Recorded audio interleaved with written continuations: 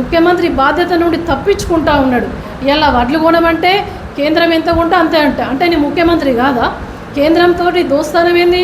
బడే బాయ్ చోటే బాయ్ అని చెప్పేసి దాదాపు ఇప్పటి వరకు 71 సార్ల ఢిల్లీ యాత్రలు చేసినావు. నీ ఢిల్లీ యాత్ర చేసినప్పుడు మరి ప్రధానమంత్రితోటి మరి సఖ్యత ఉంటే మన వడ్లు కొంటారు అని చెప్పేసి ఏనాడైనా నువ్వు ఢిల్లీకి వెళ్ళినప్పుడు ప్రధానమంత్రి మోడీ గారితో ఎప్పుడైనా మాట్లాడినావా వడ్ల గురించి? అంటే నీకు రైతుల గురించి లేదు, కేవలం నీ రాజకీయ భవిష్యత్తు.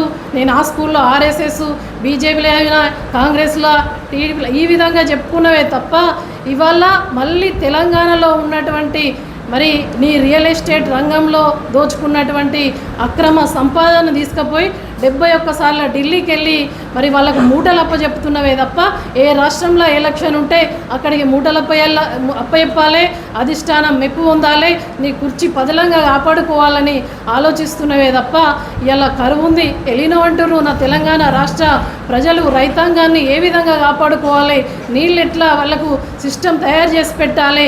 కాళేశ్వరం అనేది అతిపెద్ద ప్రాజెక్టును కేసీఆర్ గారు కట్టి దాదాపు 45 లక్షల ఎకరాలకు నీరు అందించినటువంటి గొప్ప నాయకుడు అపర భగీరథుడు కేసీఆర్ గారు అయితే